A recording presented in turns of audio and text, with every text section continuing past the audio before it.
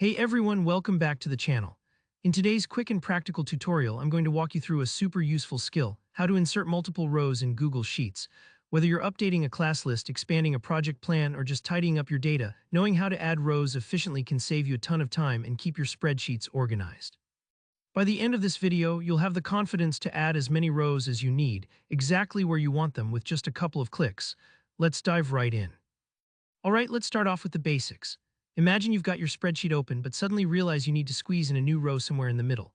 The quickest way is to right-click on the row number where you want your new data to go. So say you want to insert a row above row 5, just move your mouse over to the number 5 on the left edge, right-click, and a menu pops up. Here, where you'll see the options: insert one above or insert one below.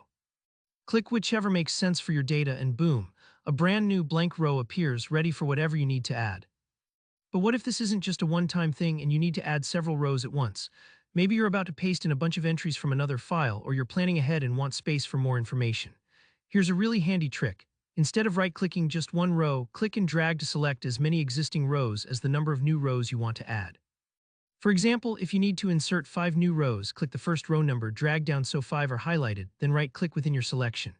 Now when you choose Insert X above or Insert X below, Google Sheets will add 5 new rows right where you want them, all in one move. It's basically like carving out as much space as you need in one go. A quick tip here: you can keep repeating this process to quickly build up even more space. If you need, say, 20 extra rows, just do this a few times. It's quick and super effective. Sometimes the scrolling or clicking might slow you down a tiny bit, especially in huge sheets, but don't let that throw you off. Just remember, every time you select rows, the number you've highlighted is the number of new rows that gets inserted.